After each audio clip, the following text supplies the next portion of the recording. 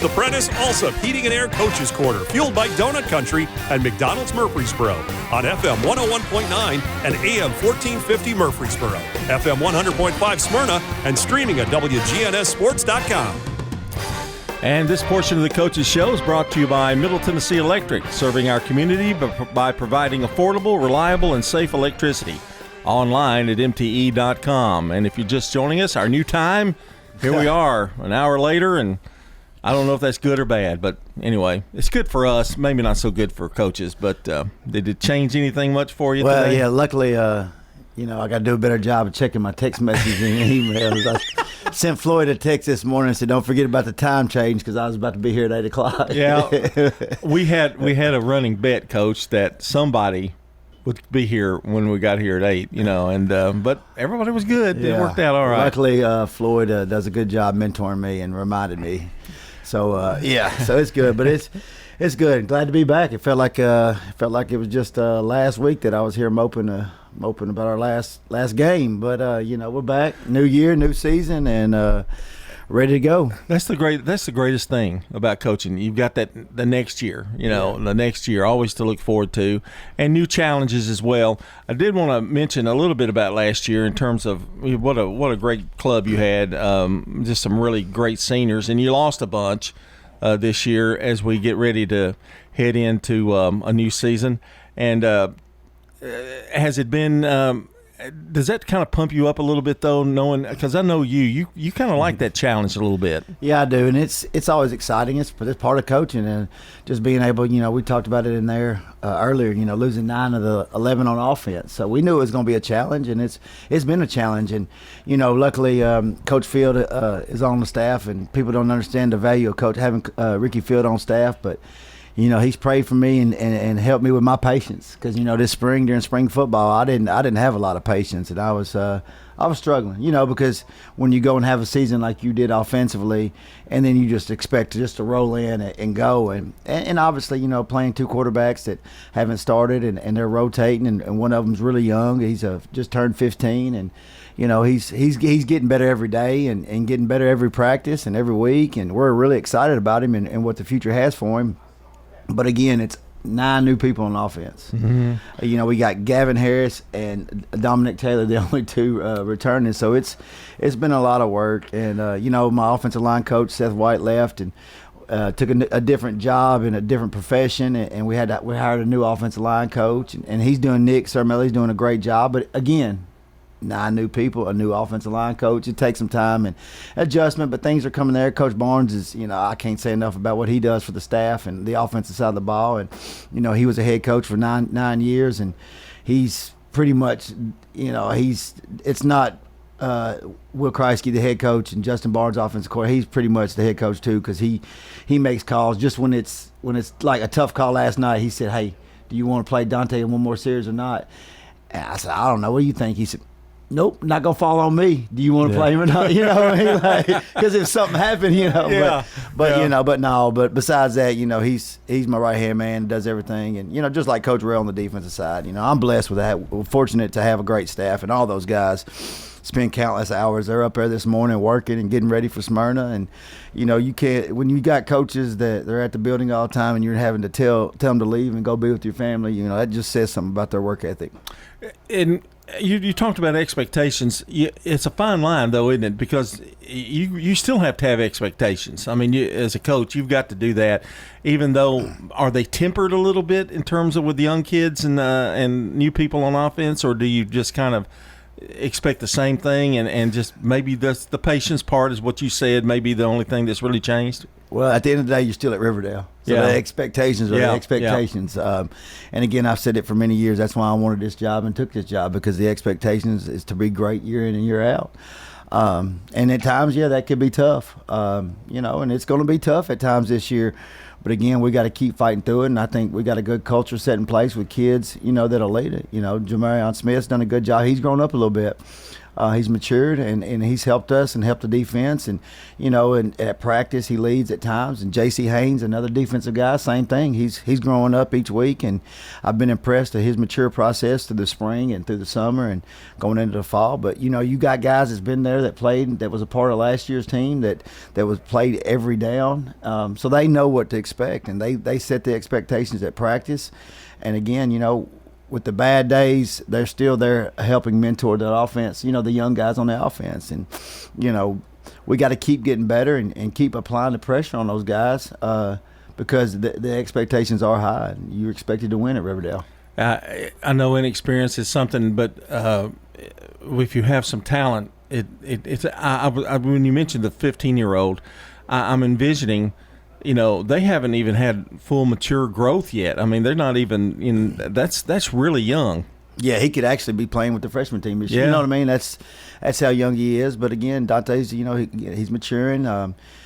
You could see it last night on his face. I guess he's starting to realize it's here. And so the expectations for him and he's put on himself are high, and he's working hard, and he's got the guys around the offense rallying around him, and so they have success. And Malachi Tellen's also competing with him for the job, and he's doing a good job. And he's a senior, but and he's gotten a few reps on Friday nights. So he's got some of that game experience, which that helps him. But again, it's been a good, healthy competition, and it'll compete all the way until Thursday night. And it'll probably help both of them in a way, won't it? Yes, it will. Having that competition. Defensively, on that side of the ball, you feel pretty decent about the defense? Yeah, I mean, our defense, we got some guys in place. Like I've already mentioned two of them. And Aiden Edmonds, a guy that's come in and, played sophomore JV linebacker last year, and he's coming in starting at the middle linebacker for us and filling that other spot. And he's doing a good job. He's not where he needs to be yet.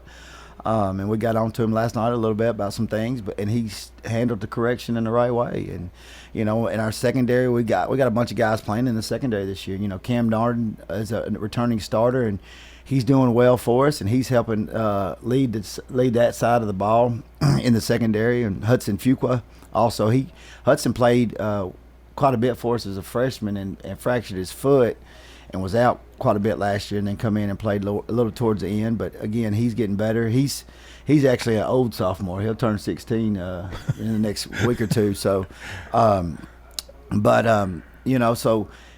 we got guys in place. Again, we got inexperience. We got to keep playing together and working together and keep being coachable. But again, I like the progression that we've had so far through a fall camp and through our scrimmages. We had 3 scrimmages. We scrimmaged Summit, which was very good, and then we went with a very physical Boyd Buchanan. Coach Rankin brought his team down here, and it was a good 2-hour scrimmage, and I think it was really good work we had. And then last night we went with Pope John Paul, which was another good work. And I liked the way that from scrimmage 1 to scrimmage 3 to see the way we progressed. That's the important key, though, isn't it? I mean, you look at what you did at the first scrimmage to the last one, and that's why they play them. That's why they do scrimmages, to see that. Yeah, and a kid that's really, really come on, and Caden Bailey. Caden Bailey rotates in at running back with Dominic Taylor, and DJ's back for us for another year, and DJ's going to run the ball, but DJ can't play every snap at running back, and KB come in last night on the second series and took 160 yards to the house, and I'm really proud of that young man. Coming in as a freshman and the difficulties he had, he knows it. I mean, we've talked about it last night. I gave him a big hug and said, I'm just so proud of how you matured. He's grown up a lot, and that's why you don't give up on kids. Yeah, you never give up on kids, and I don't believe in giving up on especially young kids. And he has done a totally 180, and he is our leader in the locker room. He's a leader like in the building, like just everywhere. And I can't say enough about him and what he's done and transformation he's had not as a football player, but as a person. The scrimmaging too, I guess you look for depth, don't you? I mean, at each position, trying to find somebody, hey, he may fit in at this spot right here to help on the depth. Yeah, we played like Jamarion Smith, JoJo. He didn't play at all last night because one, he had a little shoulder, a little dinged up against Boyd, and two, we've known what he can do, Mm-hmm. and so we wanted to see we wanted his backups to get all his reps and see what, if something happens, is his backup ready? And he needs to be ready just in case something happens. So, that's why we chose to do that last night. I'm usually not big on doing that and doing things like that. At least want the starters to get a few reps. But, I guess as you get older, you get a little bit wiser maybe. And you have to your injuries are going to be part of it, and everybody gets them, and it just depends on how crucial they are and that kind of thing. So it's good to have a backup on that. I'm looking forward to a great year from the Warriors, Coach. This is Will Kriesky, the head coach of the Riverdale Warriors, here on the Prentice Allsup Heating Air Coach's Corner. Now let's talk about cosmetic. Okay, we got a nice new turf out there, right? Yes, we do. Please don't put any gum, sunflower seeds, or anything on it. David Limbaugh will hunt you down. Yes, he will. Yes, he will. But that's got to be a thrill to see it. Now, I've seen pictures. I haven't gone in there. The campus itself, even it's starting to come around. You can see some of the building that's being done there. I'm going to let you be the representative here when I ask you that. It was a mess last year, quite honestly. I mean, it was really rough, but it seems like it's kind of come around a little bit, and things are getting a little bit slowly back to normal in terms of cosmetics. It is a little bit. We still got a lot going on. Yeah. A lot going on. And, I tell you what, our student body is doing a great job, because the way they have them routing to go from class to class, it's a long haul. And the way our student bodies have handled it the last few weeks has been really impressive, and it speaks a lot to what type of kids we got at our school and how impressive they handle situation and change. And because you can't go through the gym, you can't go through the courtyard, you have to walk all the way around through the gym, in between the field house, behind the ag mechanics building, and then go to the annex. But again, it's a lot of, like you said, cosmetic going on, a lot of things, but it's all coming together, and Miss Blair and her staff's doing a great job keeping everything flowing good, and it's been great. And I'll tell you what, not having wet socks in the morning practices have been really good also. One last question, man. The time flew by here today. When you go to a Riverdale game, are you going to be in the same parking area? You still go the same like you've always been? Is there any changes there, or is that still the same? It'll be just like it was last year, because you won't be able to go through the annex and things like that. They have the access road by the softball field, but they just kind of keep that to limited personnel, because there's not a whole lot of space over there. So all the parking will be, on the gym side, and they got added parking in the front of the school, and adding lights also. So that adds quite a bit of parking also. Well, I'm sure glad of the news about the turf. That it really looks good. That big arrow sticking out there pretty good, isn't it? Yeah. If I wouldn't have got that turf, I think Miss Blair may have let me go. So I'm glad we got it done. Hey, when you got your admin putting the pressure on you, that's a good sign. So. I got you. Well, she loves football. She loves to win. Yes, she does. Yes, she does. And that's always good. Coach, good to see you, and good luck next week. You're taking on, Smyrna Bulldogs. Yeah, I'll talk about them just for 30 seconds. They're going to be tough, and you know how Coach Matt Williams done, and he's been over there for many years now, and he's been a mentor of mine, and I worked with him for a few years, and I got a lot of respect for him. And anytime you play a Matt Williams football team, they're going to be physical. They're going to run to the football, and they're going to come right at you and hit you in the mouth. So we got to be ready. We got to be ready for that. That's why I'm glad we scrimmaged Boyd Buchanan, because Boyd Buchanan hit us in the mouth, and that's what we'll see next Friday. That's turning into a pretty good little rivalry, hasn't it? You and Smyrna. It has. It's a friendly rival. Yeah, it goes back and forth, and it's good. And so we head over there, and Matt and I both had Bobby Wells' friendship in common. So we kind of like to keep that going a little bit. Yeah. Well, he's a good one, too. Will Kriesky's been our guest. This portion of the show has been brought to you by Carpets by Osborne, who would love to help you complete any job, whether residential or commercial. Carpet, tile, hardwood, vinyl, rugs, and more. Locally owned, online at carpetsbyosborne.com. Here's your Little Caesar slices and sticks, half Italian cheese sticks, half pepperoni pizza. It's the world's greatest combination. Carl? How could you? Sorry, PB&J. I wanted to try new things. No! Get some for yourself. Yes. No! Get hot and ready slices and sticks for $6.99. Walk in and walk out between 4 and 8 p.m. Little Caesars Pizza is a proud supporter of all Rutherford County High School athletes. Be sure to visit your Murfreesboro Little Caesars today. Pizza.